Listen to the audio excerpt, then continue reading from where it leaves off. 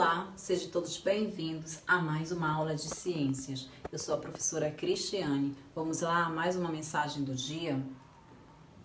Que o amor esteja presente do começo ao fim no seu dia. Transmita amor por onde você for, tá? Com um simples bom dia, um simples olá, né? Mande mensagens para os amigos, para seus familiares, mesmo que seja virtual, nós podemos alegrar, né? E transmitir amor para aquelas outras pessoas. E você dando amor, você recebe amor. Isso se chama reciprocidade, né? Que palavra linda é essa? Então, com essa mensagem do dia, vamos iniciar mais uma aula de ciência. Turma do sexto ano, sejam todos bem-vindos, né, a mais uma aula de ciência. Vamos lá com seus materiais didáticos, peguem caderno, peguem um livro didático, livro de atividade, fazendo as atividades, acompanhando a aula e sempre com o seu marcador de texto, tá bom? Marcando o conteúdo. Vamos lá? Hoje nós vamos dar continuidade aos conteúdos, vou falar sobre a litosfera, né, que vocês relembram que eu relatei, falei sobre a litosfera nas outras aulas, mas hoje nós vamos falar da crosta terrestre, certo? Vamos relatar um pouco da erupção vulcânica, como as rochas são formadas, certo? Nós temos vários tipos de rocha. Nós vamos estudar no decorrer dos slides, no decorrer das aulas. Vamos lá, mais uma aula. Aqui eu vou falar sobre a litosfera. A litosfera, o que seria a litosfera, turma? A litosfera é uma camada sólida que recobre o quê? Que ela recobre o nosso planeta Terra. Não é verdade? Ela inclui o que? A crosta terrestre, a camada superior do manto, que se solidifica. Assim, a litosfera ela é formada por rochas e solo, as quais estão diretamente relacionadas aos vulcões que aconteceu no passado, aos vulcões do passado e aos vulcões do presente também. Então, as nossas rochas, tudo que é formado, né, foi através de tudo de erupção vulcânica, que vocês vão entender isso mais adiante, tá bom? Vamos lá, dando continuidade. Aqui, vamos falar um pouquinho dos vulcões. Eu passei esse slide na aula anterior, mas eu tô voltando com ele aqui de novo, falando sobre os vulcões, para vocês entenderem como ocorre, como as rochas, elas são feitas, né? Como elas são construídas através das erupções vulcânicas. Aqui, gente, nós temos um vulcão. Vocês lembram dessa imagem? Eu tenho certeza que todos estão lembrando dessa imagem, né? Dos vulcões que geralmente eles se formam quando uma placa desliza sobre a outra, através de quê? Através de atrito. E esse atrito vai aquecer o quê? Aquece e derrete a rocha. Justamente por isso que os vulcões eles se formam, porque essas placas elas entram em atrito, tá bom? Quando entra nesse atrito, uma se choca muitas vezes com a outra, aí vai acontecer o que? Derrete a rocha e vai formar um novo vulcão, tá bom? Aqui nós temos essa imagem desse vulcão que ele está entrando em erupção, tá? Através dessa erupção vai se transformar vários tipos de rochas, não é verdade? Então, muitas pessoas, elas perguntam, né? Por que um vulcão, ele entra em erupção? Vocês já se perguntaram isso? A erupção vulcânica, turma, é um fenômeno natural que, apesar de geralmente representar grandes catástrofes naturais, ela é considerada o quê? Ela é considerada um meio de observação. Mas por que, professor, um meio de observação? Porque acontece no interior da Terra, certo? No entanto, ao saber como acontece uma erupção, é necessário saber o que seria um vulcão, tá? Por isso que quando eu falo que o vulcão é um meio de observação, por quê? Porque ele acontece no interior da Terra, nas profundidades da Terra, né? Então, por isso que ele é um meio de observação. Mas para isso, nós temos que saber como seria um vulcão, tá bom? Então, o que é um vulcão? Um vulcão ela é uma estrutura geológica, né? Que eu relatei, que eu falei sobre isso, é uma estrutura geológica. Por que é uma estrutura geológica? Porque essa massa, ela está onde? Nas profundidades da Terra, com uma temperatura altíssima, é altíssima mesmo essa temperatura, tá? Que corresponde na superfície terrestre, tá bom? Mas especificamente é uma abertura no solo, tá? Que vocês estão observando que tem essa abertura no solo, que seria uma cratera, né? Pela qual é expelido o que? O material magmático. Esse material magmático seria o que, professor? O magma, tá bom? Os vulcões, eles podem o quê? Eles podem surgir por meio de movimento entre essas placas tectônicas. Lembra que eu falei do atrito de uma placa com a outra, que vai aquecer e vai derreter a rocha? Seria isso, o movimento dessas placas tectônicas, tá?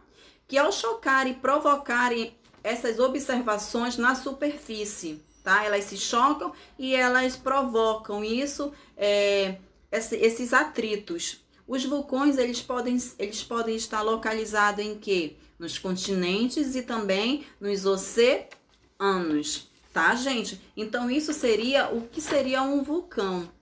Aqui nós temos a erupção dele, que seria, essas erupções seria o que? Acontece no interior da Terra, que empurra o magma, que esse magma ele é expelido e depois ele vai se transformar em gases de vapor de água através das rupturas dessa crosta terrestre. Aqui eu tenho essa cratera, que essa cratera onde vocês estão observando aqui, ó, é aonde esse magma vai sair. E também sai o quê? Sai esses vapores de cinza que o vulcão ele libera. Através dessa cratera vai sair o quê? Essa lava. Primeiramente vai sair o magma, né? Esse material que vai ser expelido, né? Vai sair pela cratera. A partir do momento que esse magma ele sai, ele vai se transformar em lava.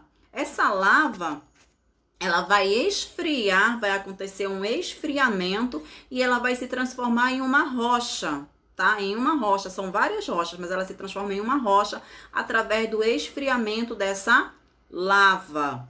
Tá bom? Aqui, turma, eu tenho o que? A saída dos magmas.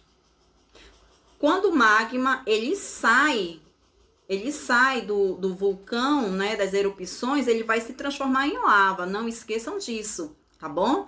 Aqui nós temos os reservatórios magmáticos, já fica nas profundidades da Terra, aquele reservatório que tem bastante magma, quando acontecem as erupções, esse magma sai e ele vai se transformar em uma lava, que vocês estão vendo essa lava aqui escorrendo, olha. Quando ela sai desse vulcão, ela vai se transformar, quando o magma sai dos vulcões, ele se transforma em lava. Acontece o resfriamento e vai acontecer várias rochas, tá? Após ser expelido o magma, ele passa a ser chamado de lava. Foi o que eu falei para vocês, tá bom? Não tem dúvida sobre isso, né, gente? Então, isso seria a erupção vulcânica, né? Como todas as rochas, elas se transformam, né? Através das erupções vulcânicas, onde tudo se transformou. Nós temos vários tipos de rocha e nós vamos estudar sobre essas rochas, tá bom? Aqui nós vamos falar um pouco dos minerais, rochas e minerais, de que são feitas as rochas e como elas se formam, tá? Quantos tipos diferentes de rocha existem? Nossa, várias rochas, na verdade? Vários tipos de rocha existem, mas nós vamos ver no decorrer dos slides. Aqui, turma, vamos falar um pouco das rochas, dos minerais, né? Como os minerais, eles são formados, que são substâncias químicas, né? Químicas sólidas, geralmente de origem inorgânicas. Mas, professora, os minerais, eles são de origem inorgânica, por quê? Porque origem inorgânica, gente, seria que ele não é o que produzido, ele não é produzido por um animal ou vegetal, tá bom? Por isso que os minerais, eles são substâncias químicas, que eles são o que? Geralmente de origem inorgânicas, que eles não são produzidos nem de animal, nem de vegetal, justamente por isso, tá bom? Então, os minerais, eles são formados por cristais. Então, as rochas, elas vão as rochas, elas vão formar, elas se formam-se, né? A partir de quê? A partir da degradação, da agregação, na verdade, dos minerais. Durante o quê? Durante milhões de anos. Isso leva milhões de anos mesmo, tá bom? Quando há uma junção de quê? Dos minerais, tem uma formação de um composto rochoso. Tá bom? Então, essas rochas, esses minerais, eles levam milhões de anos para se formar. E quando acontece aquela junção, é que vai formar os minerais que temos a formação de um composto rochoso. Tá bom? Aqui, turma, essa formação, onde ocorre o quê? Onde ocorre no interior da Terra, né? Nas camadas abaixo da litosfera, o que acontece? É composto pelo magma, ou no exterior, como as rochas formadas a partir do processo erosivo, tá bom? O que possibilita o quê? Possibilita o uso dessas rochas em várias atividades humanas. Qual seriam essas atividades humanas? Construção civil, indústrias, até presentes mesmo, tá bom? Como o ouro, a prata, isso eu tô falando que os minerais, né? A formação dos minerais também, para que eles são utilizados, tá bom? Então, é necessário que os minerais estejam sempre agrupados. Agora, tem rochas, vamos falar um pouco, tem rochas que tem mais de um mineral, tem rochas que tem mais de minerais, né? Mais de vários minerais, que nós vamos ver no decorrer das aulas. Então, aqui é possível identificar o mineral, tá? É possível identificar o mineral por suas propriedades, cor, dureza, transparência e o brilho também, tá bom? Aqui vamos falar que a maioria das rochas, elas são formadas por vários tipos de minerais, como o granito, né? Que essa rocha é muito comum, o granito.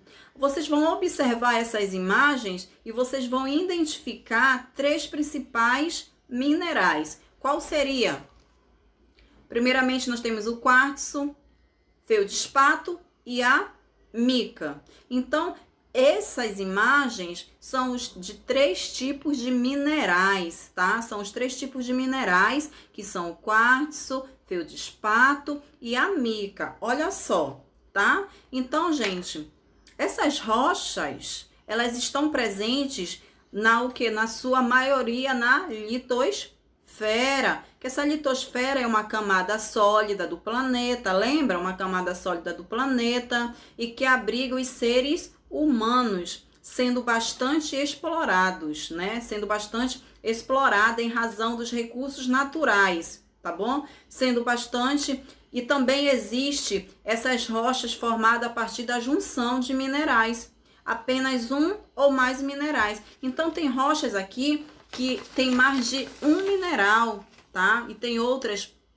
que tem vários minerais, que nós vamos falar no decorrer, tá bom? Eu vou falar para vocês qual seriam as rochas que tem mais mineral, outras tem menos, mas todas as rochas tem minerais, tá bom? Aqui eu vou falar um pouquinho da argila. Argila, que ela é o quê? Que ela é o material resultante da degradação.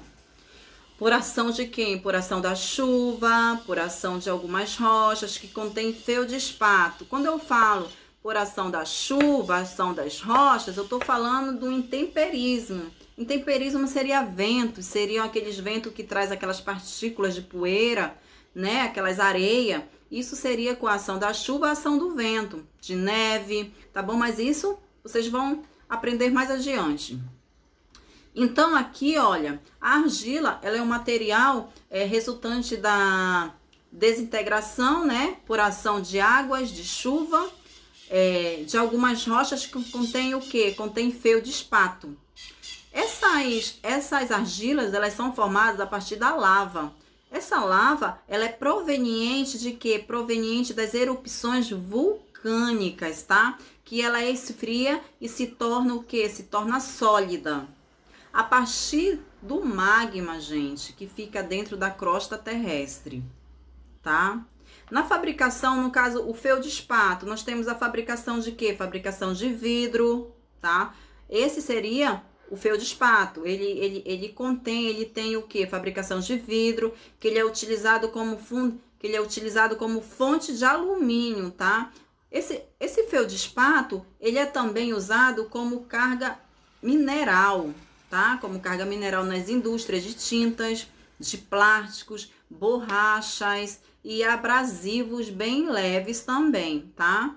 E também é como insumo na indústria de eledrados, né? Eledrados para solda. Ele também participa na parte da fabricação, vamos supor, da solda.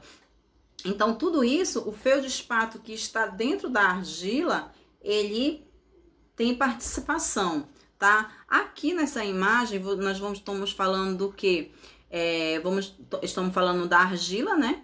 Que ela é, como eu falei para vocês, que ela é uma desintegração da ação da chuva, da água, né? Aqui, no caso, quando tem uma mistura com água, a argila ela pode ser moldada e aquecida, originando o quê? Originando um material duro e resistente, como a cerâmica. Isso seria a argila, que ela também, ela fabricação de tijolos, né? Até de cerâmica também. Isso tudo é na fabricação dela, que dá nas indústrias, né? Que fornecem tudo isso. E também esse material como vasos também, vasos são feitos de argila, como vocês estão observando nessa imagem aí, tá bom? Então, isso aqui eu vou falar um pouquinho sobre a argila, tá?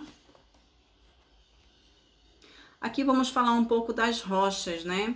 As rochas, elas são agrupadas de 3 tipos. Qual seria, professora? Olha só. Quando a origem é o processo da formação, podemos distinguir o quê? Podemos distinguir 3 tipos de rochas. Qual seriam essas rochas? As rochas ígneas ou magmáticas. Qual é a outra rocha? Nós temos as rochas sedimentares e as rochas metamórficas. Nós temos 3 tipos de rochas, né? Que elas são de grande importância. Tem mineral nessas rochas, professora? Tem alguns minerais sim, tá bom? Nós vamos falar sobre as rochas magmáticas, sobre as rochas sedimentares e sobre as rochas metamórficas. Mas primeiramente, a gente vai falar um pouquinho sobre as rochas magmáticas. Essas rochas magmáticas, gente, são formadas a partir de quê? A partir da lava, né? Lembra que eu falei da lava? O que seria lava? Seria o magma. A partir do momento que o magma ele sai do vulcão, né? Entre a erupção, ele sai do vulcão, ele vai se transformar nessa lava, que ela é proveniente das erupções vulcânicas, que ela vai se transformar numa rocha magmática, tá? Ao esfriar, a partir que essa lava esfria, ela vai se transformar numa rocha magmática, tá? No esfriamento se torna sólida, ou a partir do magma dentro da crosta terrestre, tá bom? Olha, nós temos exemplos de rochas magmáticas. Aqui nós temos o basalto, né? Que ele é usado em calçadas em construção. Isso seria um exemplo de rochas magmáticas. Aí quando você vê uma calçada assim, você já imagina, olha, isso aqui foi feita através das erupções vulcânicas, né? E é uma rocha magmática, só que através de indústria, tá, gente? Aqui nós temos o granito, que ele é usado em esculturas e bancadas de pia, que eu tenho certeza que na casa de vocês têm uma pia dessa, né, de granito. Então, vocês já sabem que ela é feita de quê? De rochas magmáticas. Tem minerais dentro dela? Tem uma quantidade, sim, de mineral nela, tá bom? Gente, então, olha só, essas rochas magmáticas, o que elas são? Essas rochas magmáticas ou ígneas, né? Elas são eruptivas, que vêm da erupção vulcânica. Elas representam um tipo de rocha que existe, certo? Mas elas são formadas pelo magma terrestre, tá?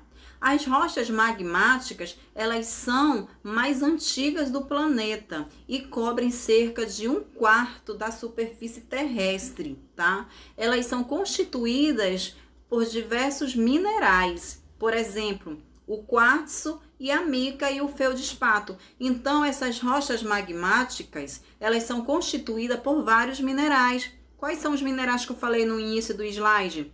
Quartzo, mica e feldspato. Então, essas rochas magmáticas, elas contêm mais de um mineral, né? Elas contêm esses 3 tipos de minerais.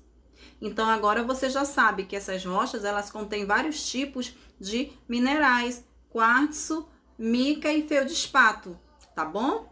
Isso seria nas rochas magmáticas, tá? Que elas têm 1/4 da superfície terrestre. Elas são constituídas por diversos minerais, tá? Então, turma, eu vou ficar até aqui hoje nessa aula falando sobre as rochas magmáticas. Na próxima aula, nós vamos dar continuidade às rochas sedimentares, o ciclo das rochas, vamos falar sobre outros tipos de rocha ígneas, sobre o basalto também, e vou relatar mais um pouco sobre as rochas magmáticas, tá bom? Agora, pegue o livro de atividade, vamos fazer uma atividade que eu vou já explicar para vocês, tá bom? Olá! Vamos lá, sexto ano, a mais uma atividade no livro de atividade. Pegue um livro de vocês, tá? Do livro de atividade, não esqueça, fazendo a atividade na página 10 do livro de atividade, tá bom? Vamos lá? Aqui, turma, na página 10, vamos falar um pouquinho, todo mundo acompanhando comigo, tá bom? Olha só, na 13ª questão, tá pedindo: se quanto mais próximo do Sol, mais calor o planeta recebe.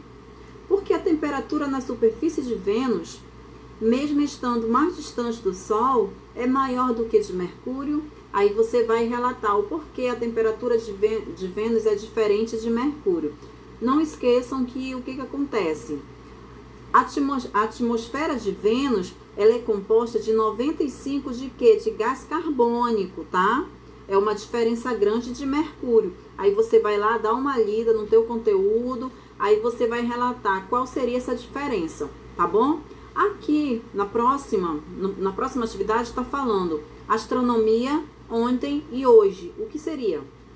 Olha só, todo mundo, desde épocas mais remotas, a astronomia sempre foi importante para as diferentes populações do mundo todo. Tanto que 2009 foi declarado pela Unesco como o Ano Internacional da Astronomia, cujo slogan seria o universo para você descobrir, não é verdade? Aqui abaixo está perguntando, letra A, o que a astronomia estuda? B, de que maneira os conhecimentos em astronomia eram utilizados pelas populações primitivas? C, e atualmente, por que a astronomia é importante? Aí você vai relatar, fazendo o seu livro bem bonito, com a sua letra bem bonita.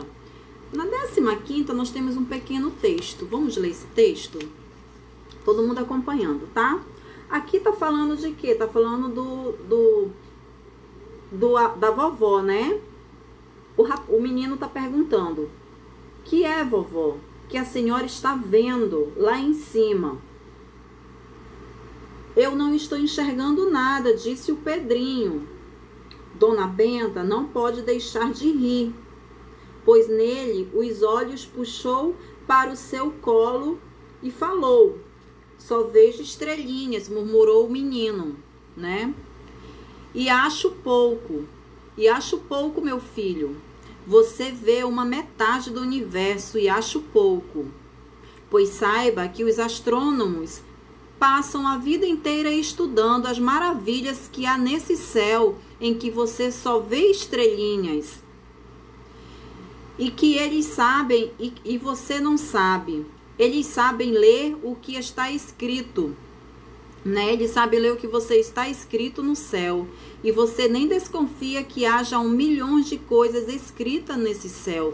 Aqui nesse pequeno texto, você vai ler esse texto e em seguida, na página 11 do livro de atividade, você vai marcar, certo? Você vai marcar uma única alternativa, gente, tá?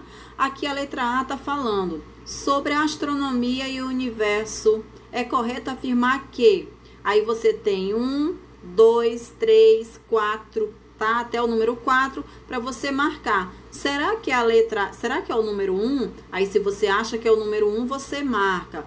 O 2, marca. Gente, é uma única alternativa, tá bom, turma?